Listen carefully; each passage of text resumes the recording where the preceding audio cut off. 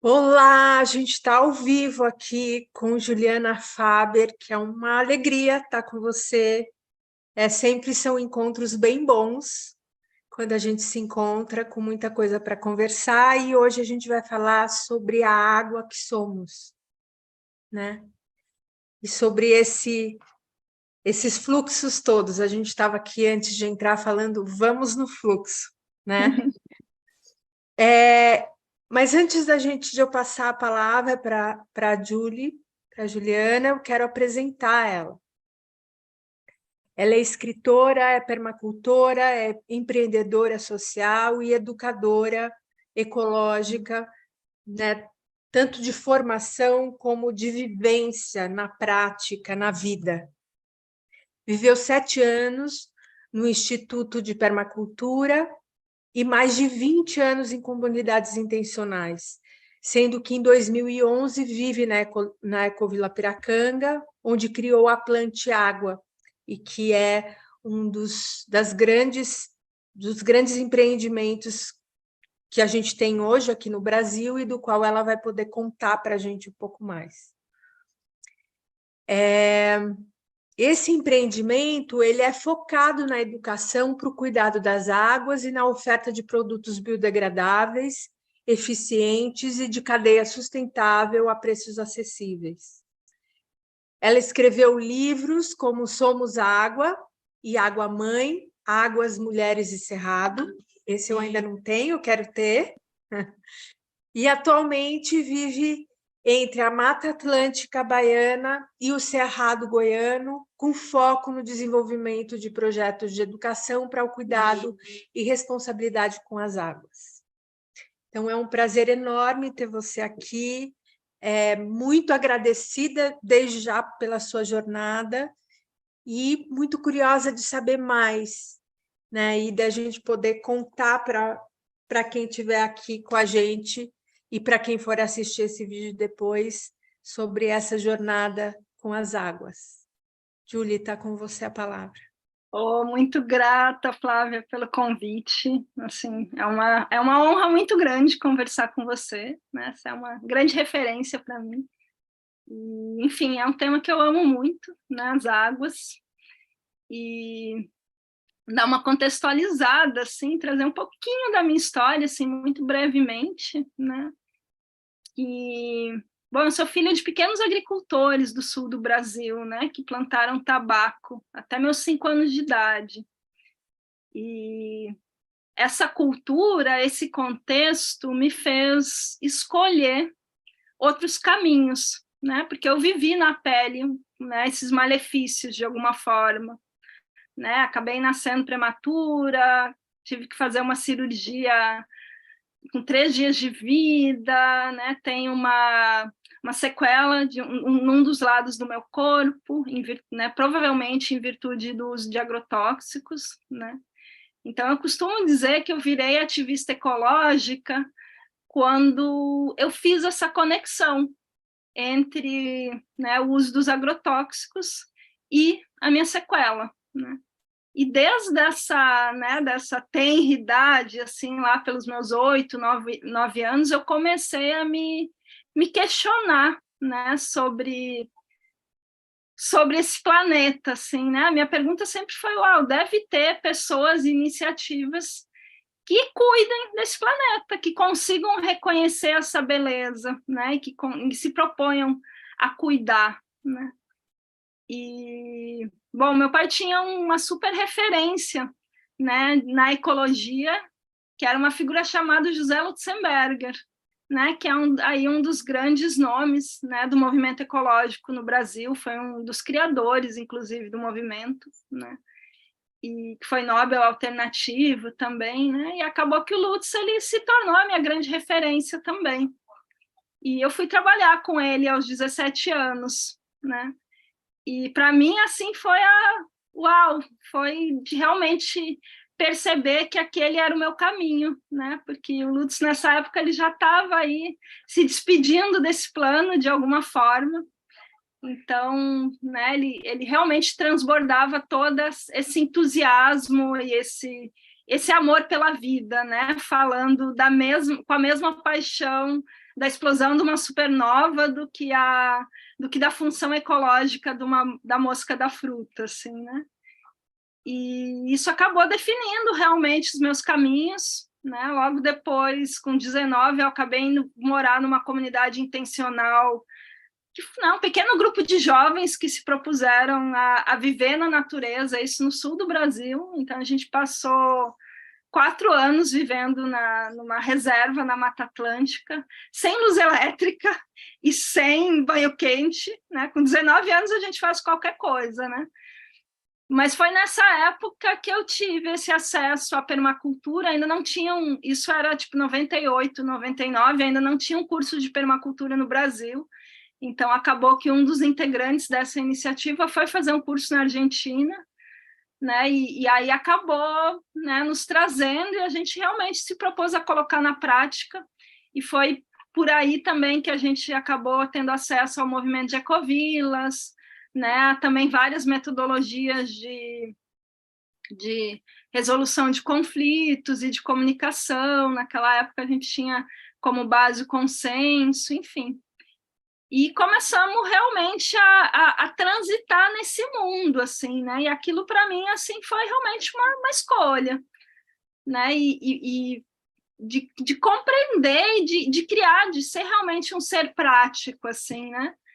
E a permacultura ela acabou me levando, né, a viver nos institutos de permacultura, como nessa busca de entender que diferentes práticas eram possíveis e adequadas nos diferentes biomas, né? Então passei aí 3 anos no sul do Brasil, na época era o IPEP, né? Depois se tornou a Escola Rama, e mais 4 anos no IPEC, né? No Instituto de Permacultura do Cerrado, né? Em Pirinópolis, né? E acabou que em determinado momento, assim, esse tema das águas me tocou muito, até porque eu estava vivendo no Cerrado, né? Mas no final da minha jornada no Cerrado, acabou que a gente recebeu a visita dos fundadores de Itamera, né? De uma ecovila portuguesa, né? E junto veio o Bernd Miller, que cuidava de toda a parte da água de Itamera, né? E nesse momento eu tive o papo mais incrível da minha vida, assim, em línguas que eu desconheço praticamente, né? Foi uma mistura de português, inglês e alemão, né? Desses eu só domino de fato o português, né? Mas nesse momento rolou esse convite para eu ir para Itamera e eu acabei indo passar 2 meses e meio, né? Itamera tem esse foco, né, nas relações humanas e na água, né? Então eu voltei, né? Assim, como eu já trabalhava com os produtos biodegradáveis desde 99, né? E tenho na minha história toda essa história da fitoterapia, quando eu voltei de Itamera, assim, esse tema da água, ele estava muito vivo, né? Estava muito pulsante. E eu tinha feito essa escolha de viver de novo essa ecologia social, então os institutos de permacultura eles já não supriam a minha necessidade, né? Eu queria realmente viver em coletivo, viver com pessoas novamente. E aí eu fui para a Bahia fazer uns cursos e acabei, no final da viagem, caindo em Piracanga, né? E esse lugar, de fato, me encantou, né? Pela quantidade de água, né? Porque tem o rio que deságua no mar, tem a umidade da Mata Atlântica, e tem um lençol freático que está a menos de 2 metros de profundidade, ele é muito raso, né? E aqui é areia, né? Então qualquer coisa que se coloca na água volta muito rápido para o copo de água que se bebe, né? E quando eu cheguei aqui, tinha me sido feito esse convite para apoiar nesse cuidado das águas. Na verdade, eu nem vim para morar, né? Vim para ficar um tempo. Só que com menos de 2 meses nesse lugar, aconteceu algo que mudou toda a minha existência. Eu fui adotada por um bebê, né? E isso fez com que eu realmente ficasse nesse lugar, né? E realmente me imbuísse desse propósito de cuidar das águas desse lugar, de me sentir guardiã dessas águas, assim, né? E essa fragilidade desse sistema hídrico, né, que a gente tem aqui, né, de ser muito próximo à superfície, de ser na areia, de estar do lado do mar, né, de ter a água salobra muito próxima também, me fez ter essa vontade de, né, esse questionamento assim do tipo, será que é possível criar uma cultura de cuidado com a água? Como que é isso, né? Como que a gente pode se tornar de novo sensível a essa água que nós somos, que nós, né, afinal, a gente veio da água, a gente nasceu com cerca de 85% de água no corpo, né? A gente continua tendo aí 70% de água, né, no nosso organismo, e que não por acaso é a mesma quantidade de água que corre na superfície do planeta, né? Então, não tem uma casualidade aí, né? Do tipo, tem.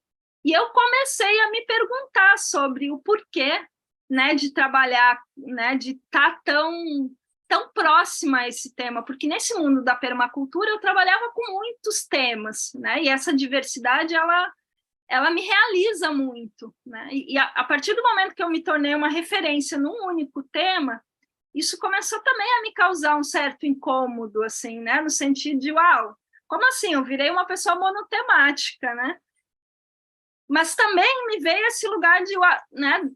Deve ter alguma coisa muito específica que a água veio me ensinar, né? Aí, no primeiro momento, eu pensei, beleza, a água são todas nossas emoções e nossos sentimentos, e só encarar tudo isso, todo esse movimento interno, já é uma tarefa para uma encarnação inteira, né? Eu brinco nas minhas vivências nessa hora, em vez de falar encarnação, eu falo encadernação, né? Para ver se o povo está atento, né? Até porque acho que algumas pessoas encarnam em espiral e outras em brochura, não sei. Mas, enfim. Mas eu sabia que não era por aí ainda, que tinha algo mais específico, né? E aí eu comecei a estudar muito, a pesquisar sobre esse tema, né? E entendendo também que tudo parte da autorresponsabilidade, né? Que não é possível que a gente queira água limpa, e todo mundo quer água limpa, se a gente não começar pelo nosso próprio corpo, né? Para mim, a imagem que representa isso é aquela pedrinha que a gente joga. Quando a gente joga uma pedrinha na água, a gente vê, né, as ondas reverberando, né, as ondas se expandindo, né? E para mim é justamente esse o movimento de transformação. A partir do momento que eu cuido das águas do meu corpo, eu consigo gerar também transformações e um cuidado na minha casa e expandir isso, né, para a minha comunidade, para os meus coletivos, né, e isso vai, de alguma forma, reverberar para o planeta inteiro, né?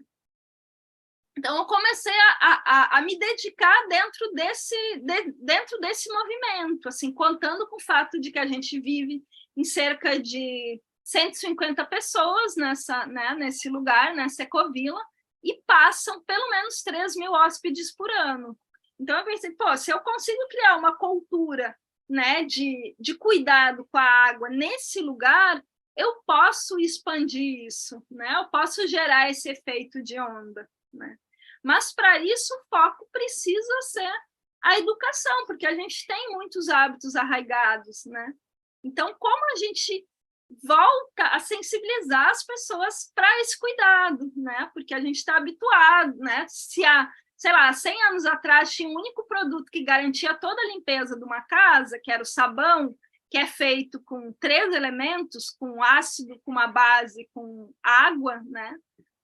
Hoje a gente precisa de um produto para limpar o cotovelo, outro para o joelho, outro para a sobrancelha. A gente complicou muito, né? E não é, né? Não se trata de retroceder, né? Mas da gente se questionar de quais são as nossas necessidades reais, né? E realmente dentro de um olhar regenerativo de ter a vida como centro, né? As minhas ações, elas estão beneficiando a vida, ou, né, no meu ciclo de vida eu estou aí gerando um monte de desequilíbrios, né, e degradações, assim, né? Então, assim, comecei a trabalhar com pessoas aqui, né, da gente não se trata nem de se reconectar, porque não tem como a gente se desconectar daquilo que a gente é, né? Então, como a gente se lembra? A gente se lembra pelo envolvimento. E aqui é fácil, né? Tem o rio, tem o mar, né? Né? É fácil a gente se perceber dentro do ciclo da água, né? É fácil a gente visualizar toda essa água, né? Mas foi né? E aí comecei, né? Nessa pesquisa, nesse estudo, eu comecei a perceber que a água ele é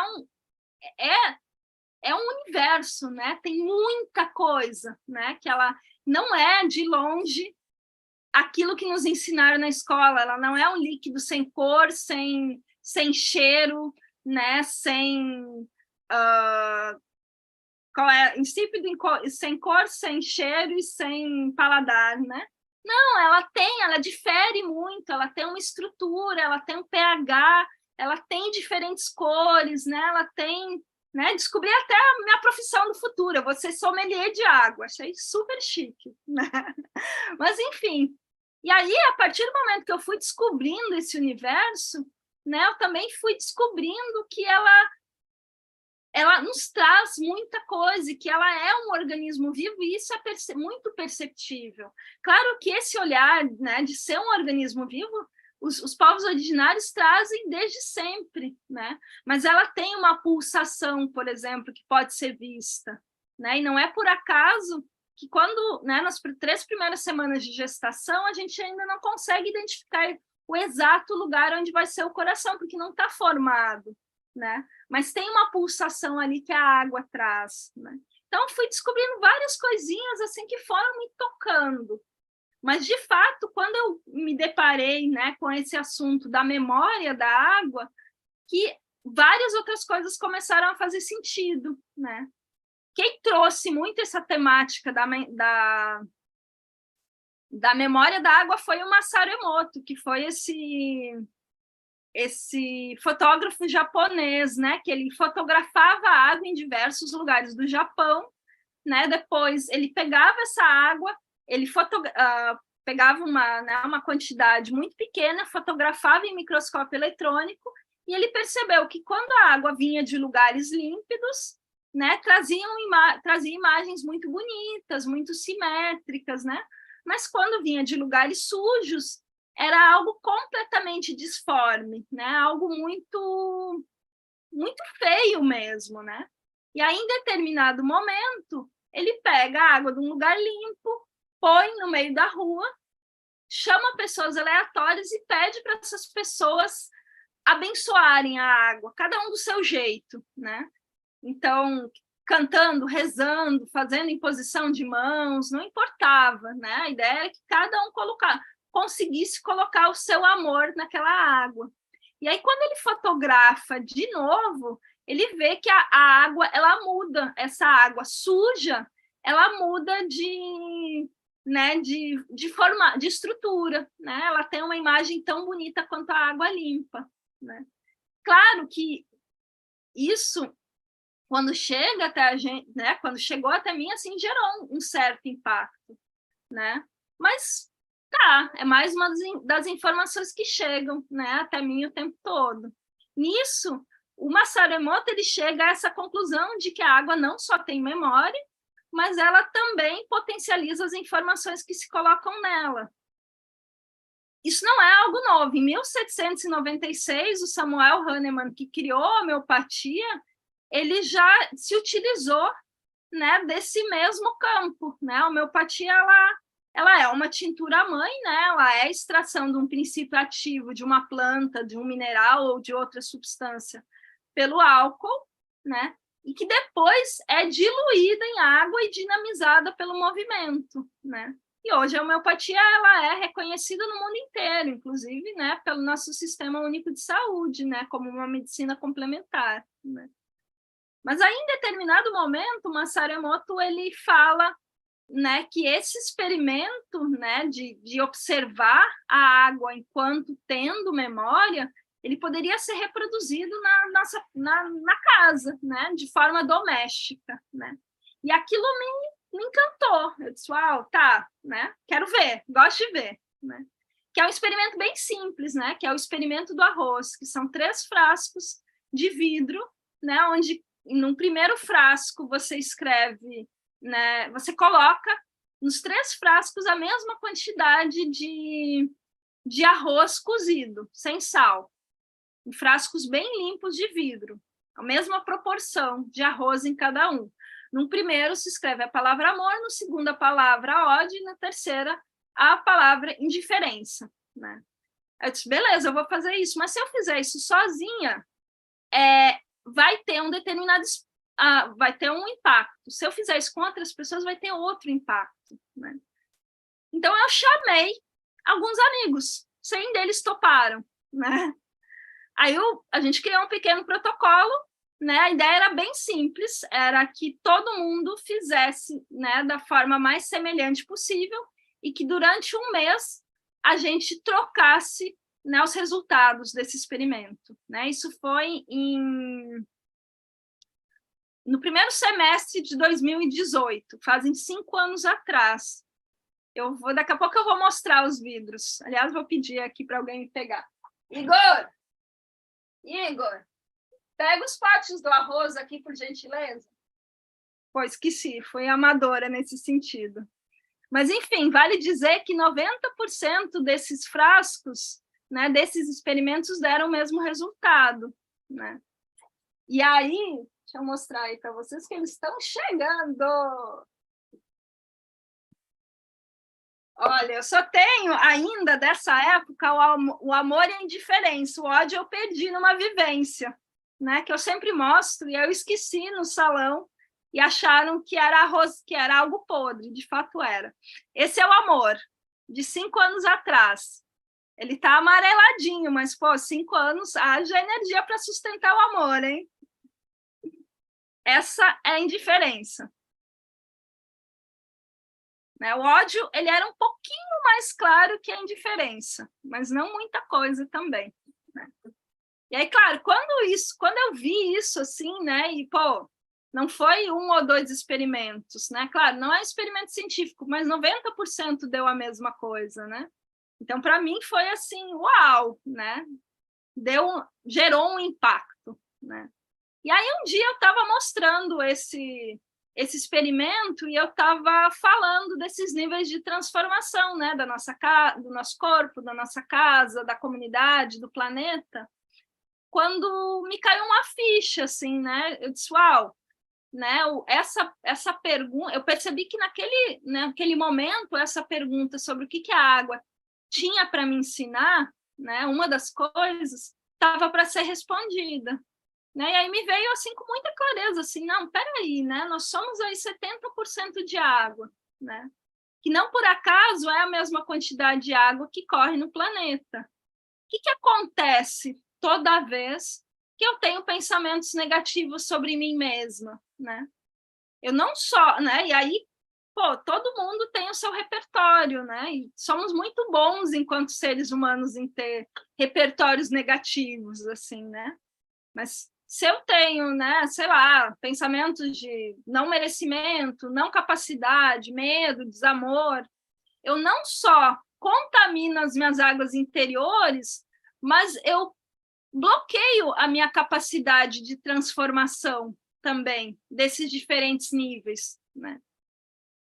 E aí, né, eu me esqueço de que eu sou, enquanto ser humano, resultado de milhões e milhões de anos de evolução e coevolução junto com os outros seres, né? E não me percebo mais como esse ser que está em coevolução, mas acabo me percebendo como um ser que está simplesmente vendo o mundo acontecer, né? Porque é muito mais fácil a gente se perceber como um telespectador do que como um ser que está em constante transformação e nos percebendo como resultado, como responsáveis por essa evolução também, né? Por esse papel, né? Hoje se fala muito em propósito, eu prefiro chamar isso de função ecológica, né? Essa descoberta, essa percepção do nosso lugar, né? Como indivíduos dentro dessa grande teia da vida, né? Nesse lugar da gente estar, em vez de estar gerando, desequilíbrio está, de novo, ajudando a, né, a gerar transformações positivas, a regenerar, a reequilibrar, né, de novo, reocupando o nosso lugar enquanto humanos, né? Mas, enfim, esse é um pouquinho do que a água tem me ensinado, assim, né, a reocupar o meu lugar enquanto ser único, né, enquanto ser peculiar, entre 8 bilhões de seres humanos, né? Se eu contar todas as outras espécies, são aí quase incontáveis, né? Então, a água, ela me traz muito esse sentido de autorresponsabilidade, né? De eu perceber que eu não estou nesse planeta por acaso, né? E que eu tenho, sim, esse poder de estar, né? De estar fazendo a minha parte, né? E de estar também mais do que fazendo uma partezinha muito ínfima, assim, né? Tá gerando uma coerência tal que isso também inspira outras pessoas, assim, né? Enfim, é um pouquinho, assim, do que vem.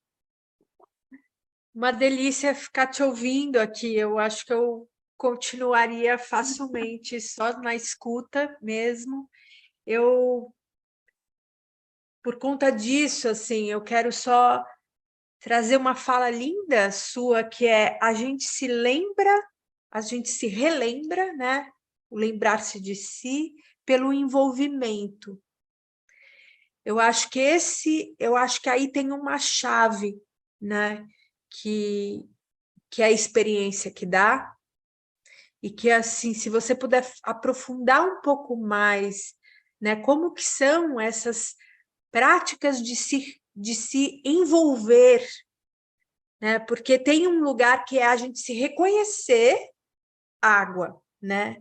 Mas esse lugar do se envolver água e se relembrar a partir disso, né? E aí onde essas memórias não são apenas as nossas memórias com nós mesmos, mas essas memórias ancestrais, vamos dizer assim. Então, se você puder falar um pouco disso, vai ser lindo.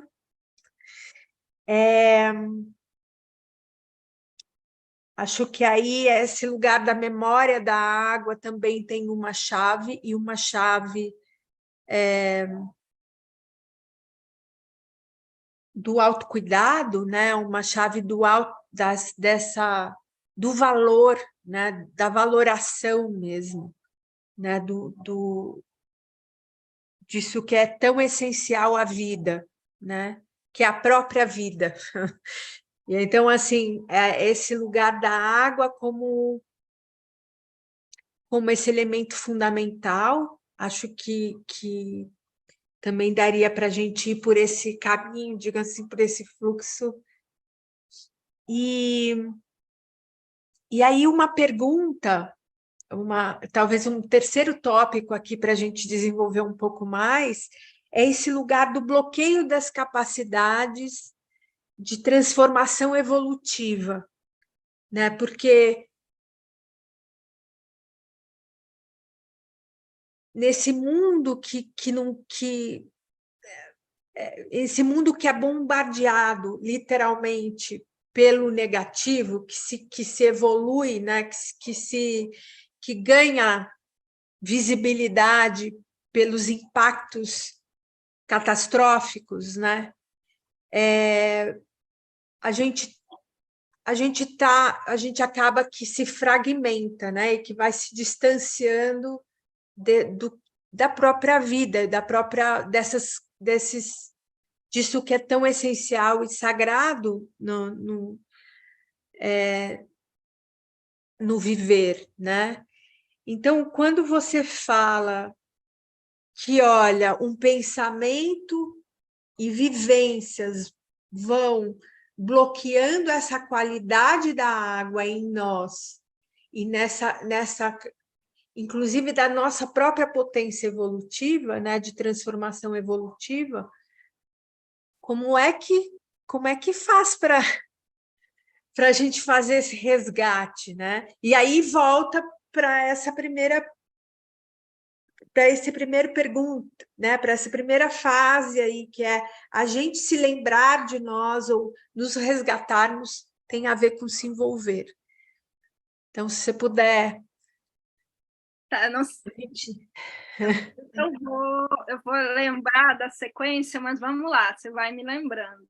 Primeira coisa que me vem, assim, que é muito, para mim é muito simples e muito clara, que acho que não é possível a gente acessar o transcendente se a gente não realmente ocupar todos os nossos sentidos, né? A gente tem essas ferramentas tão incríveis de percepção da realidade, que são que a gente utiliza tão pouco de alguma forma, assim, mas né, do tipo, pô, como é incrível a gente sentir os aromas de todas as coisas, como é incrível a gente poder tocar, né? A gente sentir o gosto, né? Da gente poder tocar o solo e ver, né? Do tipo, pelos sentidos que a gente descobre o mundo e que a gente vivencia eles, né? Então, assim, à medida que a gente vai utilizando os nossos sentidos, a gente vai aumentando a nossa sensibilidade, né? E vai conseguindo perceber, por exemplo, a diferença de sabor, né, de um alimento que está envenenado e de um alimento que foi colhido direto do pé, né? Você percebe a vitalidade, você percebe que existem diferentes qualidades na água, que tem uma água que está morta, mas que tem águas que estão muito vivas, né? Você começa a perceber o mundo e começa a perceber que existe muito prazer nisso, né? As diferentes jeitos de você pisar na terra, pô, tá mais quente, tá mais frio, pô, aqui pode ter um espinho, então eu preciso pisar mais leve, eu posso pisar mais leve, eu tenho essa capacidade, né? Usando, né? O envolvimento se dá pelo usar todos esses sentidos, né? As crianças fazem isso, né? Não tem como eu te falar o que é tomar um banho de rio se você nunca esteve dentro de um rio, né? É isso que toca, né, todo o meu corpo e vai tocando todas as minhas células, porque vai tocando em memórias, né?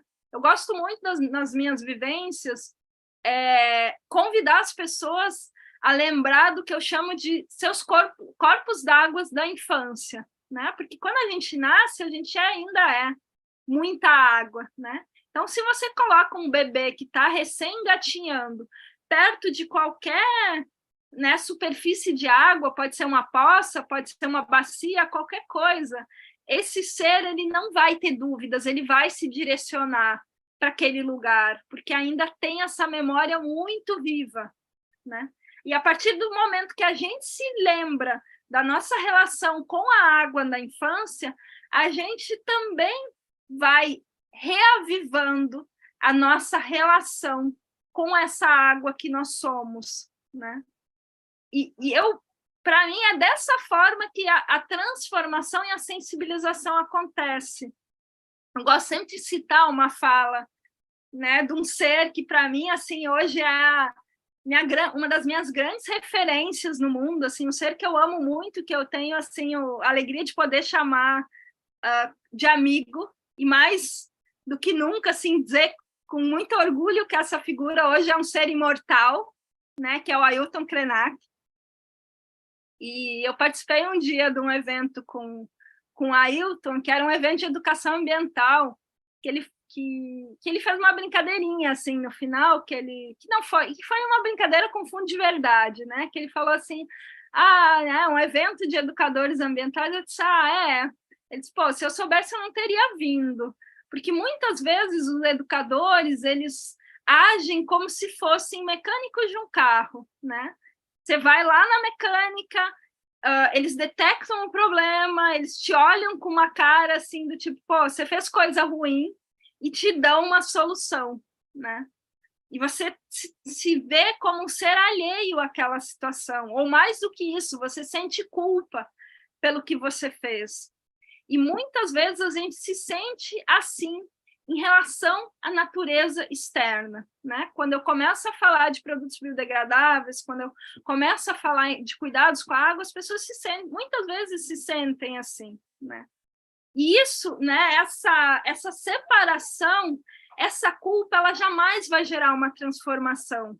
Mas quando eu começo a me envolver, né, com as minhas águas internas, começo a me envolver com as águas com as quais eu estou em contato todos os dias, eu percebo eu começo a perceber, eu começo a criar uma relação, começo a criar um afeto. E aí eu consigo, com essa relação, perceber que as águas que correm fora são uma extensão das águas do meu próprio corpo, né? E aí se torna natural o cuidado, né? Porque eu sei que para eu ficar bem, né, todas as águas no meu entorno também precisam estar bem, né? Até porque a gente só consegue cuidar daquilo que a gente ama. A gente raramente consegue cuidar ou amar aquilo com o qual a gente tem um sentimento negativo, como culpa, por exemplo, né? E hoje, para mim, essa é a grande questão no ativismo ecológico, né? Como que eu toco as pessoas? Como que, né? Precisa ser pelo amor, né? Precisa ser pela sensibilidade, precisa ser pelo afeto, porque senão eu vou gerar mais afastamento, né? Vou gerar mais, né? Mais distância, né? E é nesse sentido. Não, eu ia falar que é uma fala muito importante essa sua, né? E traz esse lugar da autorresponsabilidade e da corresponsabilidade, e que aí eu acho que chega nesse lugar que você trouxe da função ecológica, né? E das escolhas, né? E que é algo que em regeneração eu gosto muito, que é essa relação entre a coerência e o impacto, né?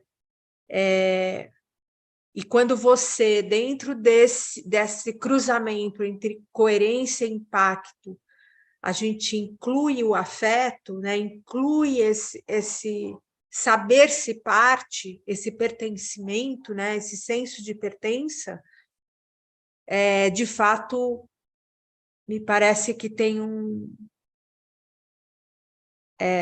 uma profundidade e talvez uma agilidade nessas próprias transformações. Eu quero te ouvir, eu não quis te interromper, eu quero que você continue, e se você puder, talvez acrescentar esse lugar da função ecológica a partir dessa perspectiva, né? Sim. Então, me vem dois pontos nesse momento que a gente vive, assim, que nos afastam dessa função ecológica, eu diria assim, né? Nós temos muitas dores, né, enquanto seres humanos, assim, né? Temos muita coisa, muitos traumas, que beleza, é natural, mas ao mesmo tempo que nos enfraquecem, até porque a gente está muito isolados uns dos outros, assim, enquanto humanidade, né? E para mim esse é um dos pontos, assim, né? O quanto a gente deixou de se empoderar enquanto ser humano nesse planeta. Até porque, se a gente olha para o cenário mundial, a gente tem guerras acontecendo, a gente tem emergências climáticas, a gente tem corrupção, a gente tem tantas coisas negativas, que dá uma dor mesmo, né? Potencializa a nossa dor, né? Então eu vejo que esses dois pontos que nem são mais latentes, eles estão tão vivos, eles muitas vezes nos deixam nesse lugar assim de uau, quem sou eu nesse planeta, assim, eu sou realmente um grãozinho de areia e minha ação não é nada perante tudo isso que está acontecendo, né? E aí, de novo, quando eu penso nisso, para mim vem a água, né? A água, com as suas características intrínsecas, ela me traz muita inspiração no bem viver, né? a água ela nunca anda em gotas, ela sempre se junta para gerar rios caudalosos, né, com muita força, né, com muito movimento, né?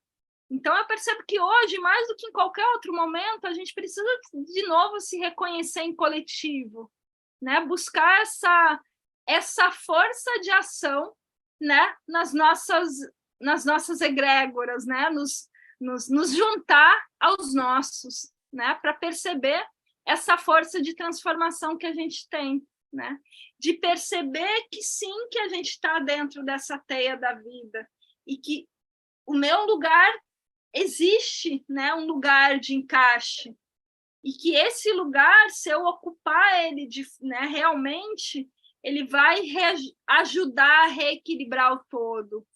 E isso não é algo incipiente, isso não é algo que tem pouca força, ao contrário, né? Foram indivíduos, né? Se a gente pensa assim nas nossas referências, naquelas pessoas que a gente admira pra caramba, sempre foram pessoas, né? Sei lá, se eu penso, sei lá, eu tenho grandes referências, né? Tenho Lutz, tenho o Krenak, Gandhi, Mandela, Vandana Shiva, tem uma galera, né? Claro, essa galera, essas pessoas tiveram muito apoio, né?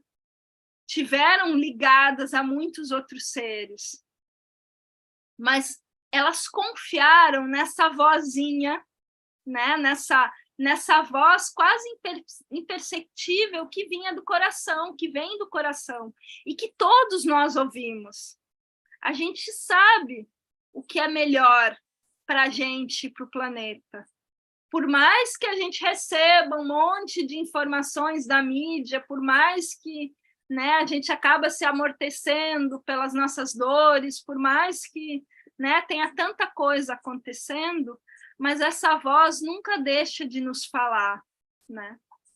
E talvez a única forma de ouvir essa voz e da gente reocupar o nosso lugar e, consequentemente, o nosso poder de transformação e a nossa função ecológica é a gente se juntando, né, a outras pessoas, né?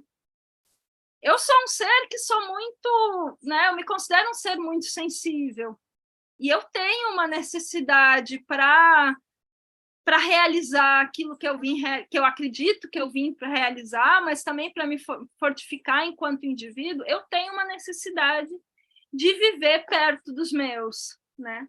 Eu preciso ter as minhas necessidades ecológicas supridas, assim, né? Eu preciso ter tempo andando descalço, eu preciso beber água limpa, eu preciso acessar alimentos orgânicos. Talvez viveria sem também, claro, né? Mas eu sempre vou estar buscando isso. Isso já é natural do meu ser, assim, né? Do tipo...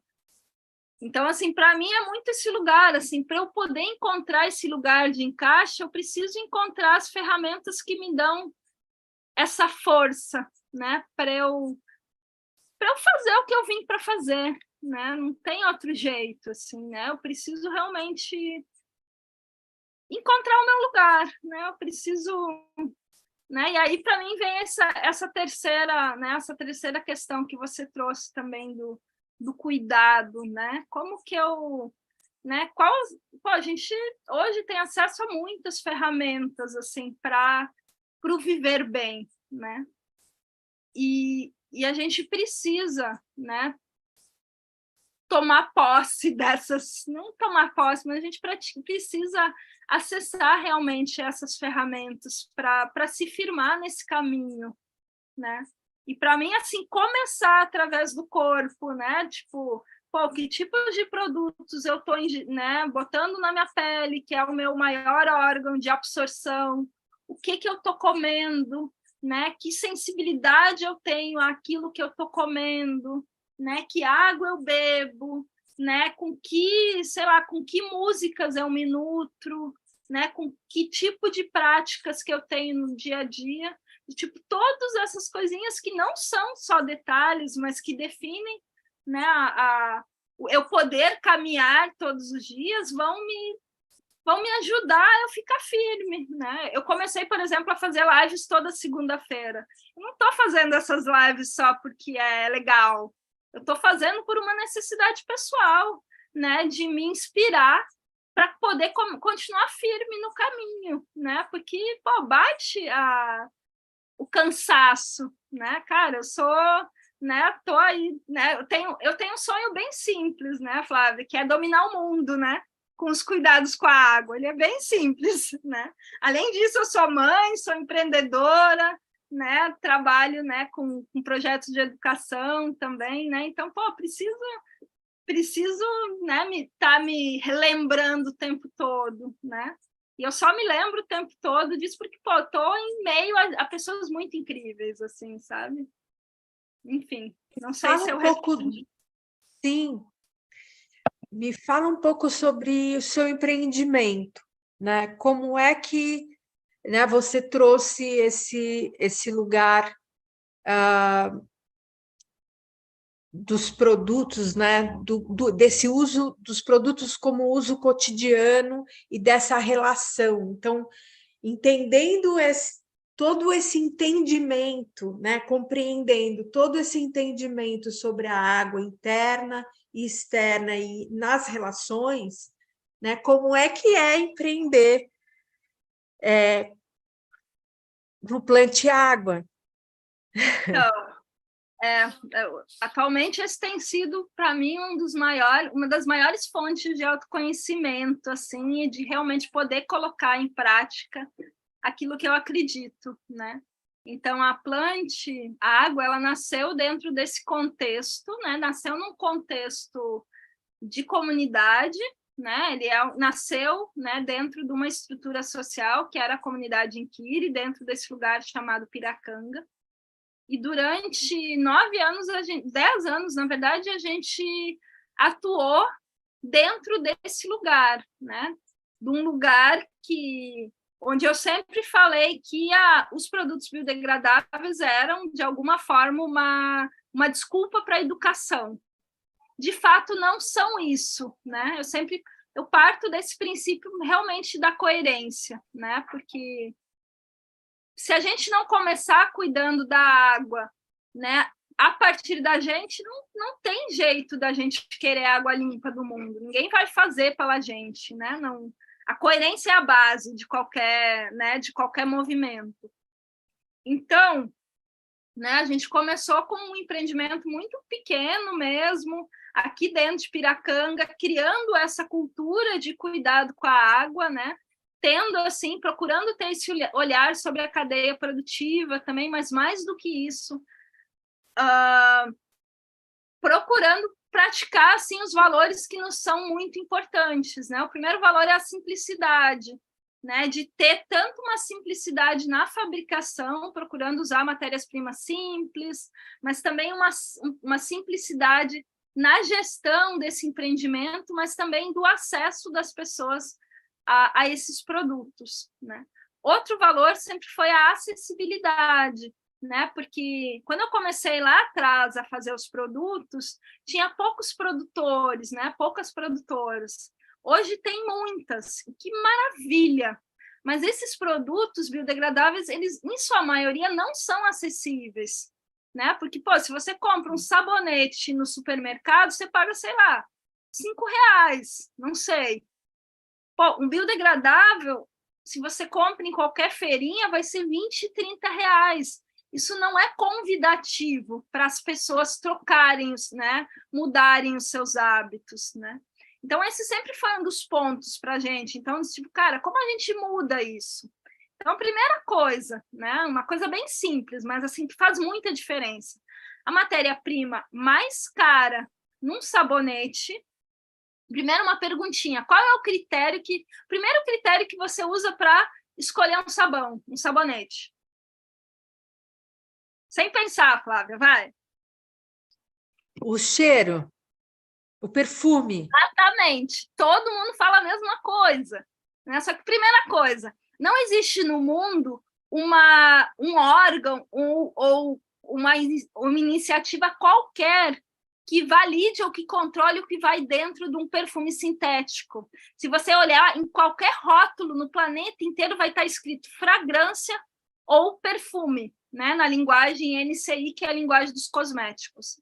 Mas a gente não sabe o que tem dentro. Pode ser o perfume mais fuleiro ou pode ser um Chanel número 5. Então, no mínimo, os aromas sintéticos estão relacionados a problemas respiratórios e alergias. Esse é o primeiro ponto. Então, na cosmetologia natural, a gente utiliza óleo essencial, que é aí o óleo essencial é a parte mais nobre de uma planta. E é muito caro. Até porque óleos essenciais, por exemplo, óleo de pétalas de flores, de rosas, por exemplo, você precisa 1 tonelada de pétalas para fazer 1 litro de óleo essencial. É muito óleo, né? Muita pétala, é muita planta. E aí, se eu penso nisso e penso no fato de que cerca de 90% de um óleo essencial utilizado num sabonete é desperdiçado, porque, né, uma parte eu enxago e outra parte volatiliza da minha pele, não faz sentido eu usar um óleo essencial muito caro num sabonete, porque ele vai ser desperdiçado. Então, faz sentido usar óleos essenciais mais acessíveis e mais baratos pela quantidade, né, de produção, e depois usar, sei lá, um óleo corporal, um hidratante ou um perfume natural para garantir o perfume, né? Então, aqui a gente usa, usa, na grande maioria, óleo de laranja, eucalipto e outros óleos que são mais baratos. Por exemplo, a laranja, o óleo essencial de laranja é produzido a partir do resíduo da produção de suco de laranja, né? Então, a gente foi criando, né, foi utilizando pequenos critérios para tornar esses produtos mais acessíveis, né? Também em relação ao preço, né? Esse é um dos outros, né, valor. Outro valor é a autorresponsabilidade, né? Que tem a ver com a educação, da gente estar trazendo isso o tempo todo. Pô, para a gente querer água limpa, a gente precisa cuidar. É a partir da gente que acontece tudo isso. E o quarto valor é a regeneração, né? Que a gente realmente possa, dentro do possível, sempre ter a vida como centro, né? Então, por mais que a gente esteja muito aquém do que a gente gostaria, enquanto empreendimento, né? Mas essa pergunta ela está sempre presente nos nossos ciclos. A vida está no centro, né?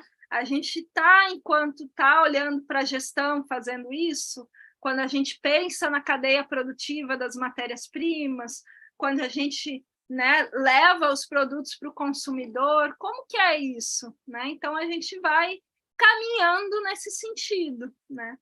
Então, essa é a nossa grande base, né?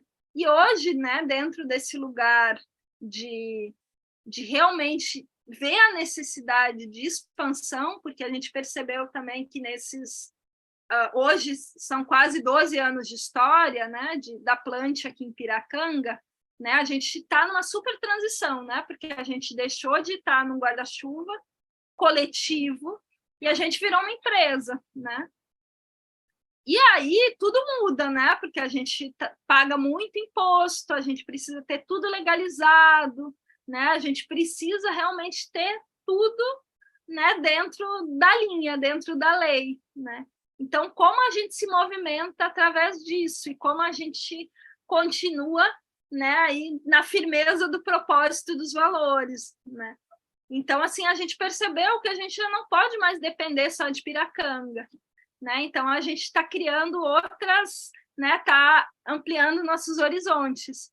E aí, dentro disso, eu tenho um grande sonho, assim, né? Que é realmente expandir essa história dentro do trade turístico, né? Porque a gente vive num país onde tem muito turismo, muito desse turismo está no entorno das áreas de preservação ambiental, né? Dos parques, né, das áreas em si, dos parques, né, de outras áreas, né, do mar, rio e tudo mais, assim, né? Então, garantir né, a água limpa nesses lugares também é garantir que a gente continue tendo acesso à natureza, mas mais do que isso, que as comunidades tradicionais continuem, né, tendo a água preservada.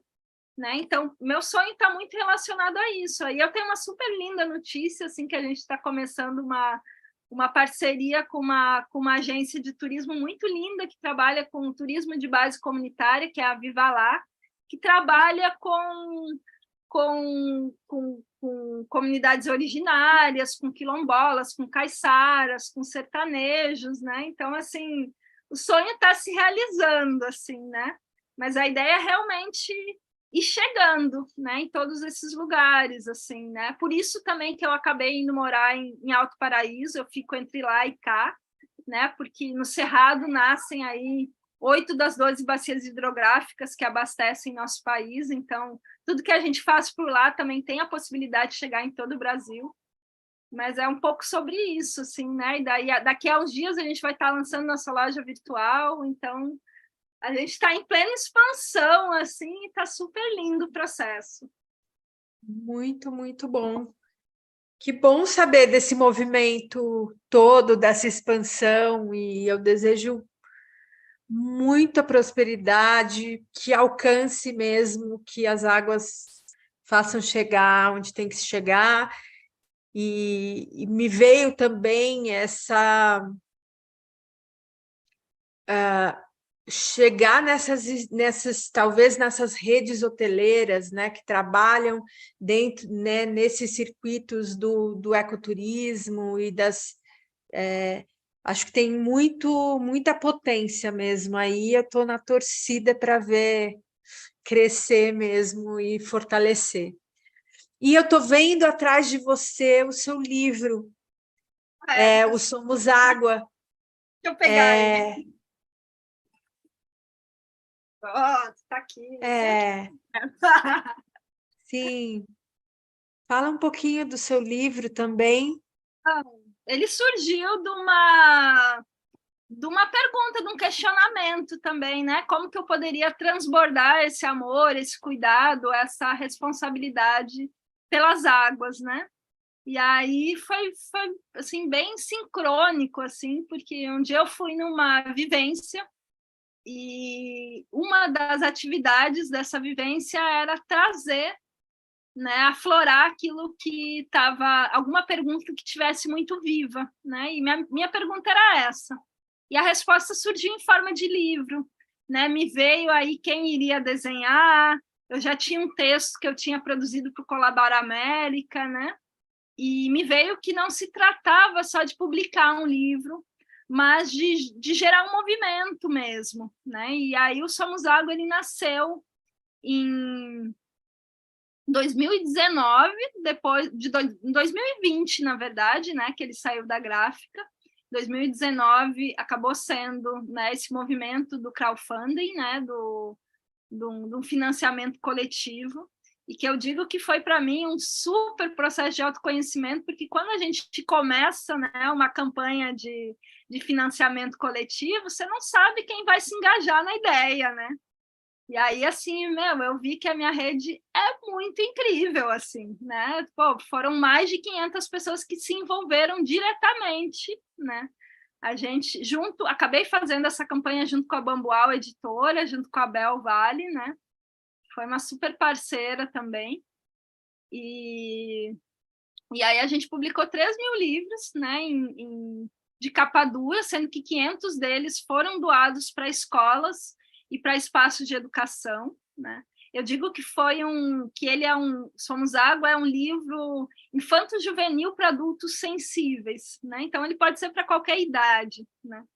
Só que ele foi lançado um mês antes de chegar a pandemia. Então, todos os planos de lançamento e, né, de viagens que eu tinha programado para ele levar ele para vários lugares não aconteceram, né? Então, grande parte desses livros a gente já distribuiu, mas ainda a gente vive esse desafio de circular com vários deles que ainda existem, né? E então eu sempre acabo aproveitando qualquer oportunidade assim para criação de pontes. Então a gente já fez várias parcerias, assim, já fiz parceria com a Sabesp, já fiz com escolas, né? Mas a gente ainda tem vários desses livros assim para distribuir, né? Então também quem né, quem está nos assistindo e que quiser criar pontes com escolas, né, com, enfim, com iniciativas várias, é super bem-vindo, ele é bilíngue, né? Então, isso também faz parte desse plano de dominação do mundo, né? Para a gente realmente levar esse cuidado com a água para muitos lugares, né? E é um pouco sobre isso, assim, né? Ele é a voz da própria água, né? A água falando de si, né? E nos convidando a percebê-la cada vez mais. Muito lindo. Tenho a honra de ter sido uma dessas colaboradoras aqui na torcida por esse projeto muito lindo, muito importante. Júlia, a gente está indo para o encerramento da nossa entrevista, da nossa conversa. Tem aqui um pedido para você deixar o seu Instagram, o seu contato. A gente vai depois deixar essas informações também na descrição do vídeo, mas se você já quiser trazer seus contatos, acho que é um... Falo, né? Nem sei onde que dá para escrever aqui, mas vamos lá. Então, é bem simples, né? O Instagram da Plant é plant_água, né? E o meu Instagram é Júlia Somos Água, né? Que é o nome do livro, né? E o site da Plant é www.planteagua.com. É bem simples, né? E aí, assim, quem quiser chegar, quem quiser trocar ideia, né, conhecer um pouco mais dessa história de perto, a gente tem um curso online também, né? A gente, enfim, procura se movimentar de muitas formas. Tem um canal no YouTube, no Plante Água também, né? Onde a gente... E a loja vai ser no site mesmo. Isso. Vai ser pelo site. Exato. Quem entra no site consegue acessar todas as outras, né? Os outros caminhos. Exato, né? E daqui a uns dias a gente vai estar lançando essa loja virtual também, né? E onde a ideia também é o que a gente já faz aqui hoje, assim, né? As nossas formas de mandar os produtos para fora, eles são um pouco fora da caixa, assim, né? Além, né, de enviar pelo correio, a gente usa o que a gente chama de beija-flores da Plant, que são pessoas que vêm aqui para Piracanga, né? Que aqui a gente tem uma imersão semanal, então tem um fluxo grande de pessoas. Então, são pessoas que se propõem a levar os produtos para suas cidades de origem. Então, além de levar os produtos, a gente já vai criando conexões e afetos também, assim, né? Esse é o propósito também, né? Então, a gente, enfim, é só chegar, é só... Né? E para a gente fechar, tem algo que você sente, uma mensagem, algo que você sente que seja importante ser dito e que ainda não foi?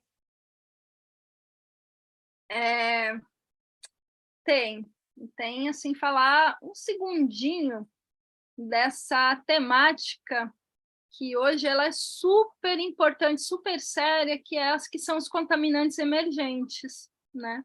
Tem muitas coisas que não são visíveis. E toda vez que a gente usa cosméticos, produtos de limpeza, medicamentos, hormônios sintéticos, maquiagens e por aí vai, esses produtos eles soltam resíduos e esses resíduos eles se unem entre si e a gente hoje não tem como medir, né? Não tem como verificar quais são essas substâncias que estão se criando e quais os impactos que isso está gerando nos nossos corpos e no corpo de Gaia, né?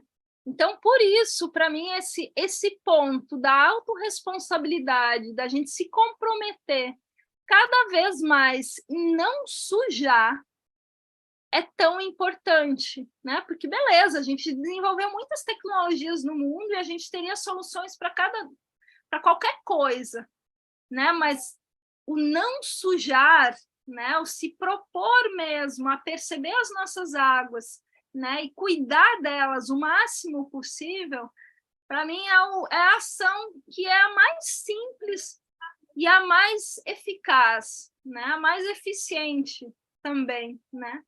Porque tem muita coisa envolvida nisso, né?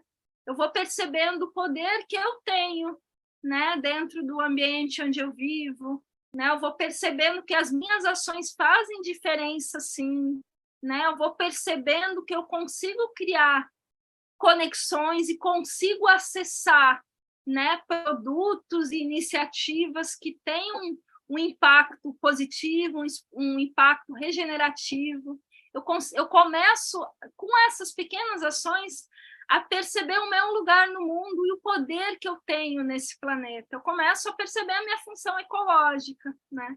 Então, para mim, é esse o recado que eu quero deixar, assim, né? Se perceba como responsável. E, para mim, assim, a definição de espiritualidade mais, sei lá, que mais me toque, que mais eu me identifico, foi dada por essa figura, pelo Lutzenberger, que é minha referência.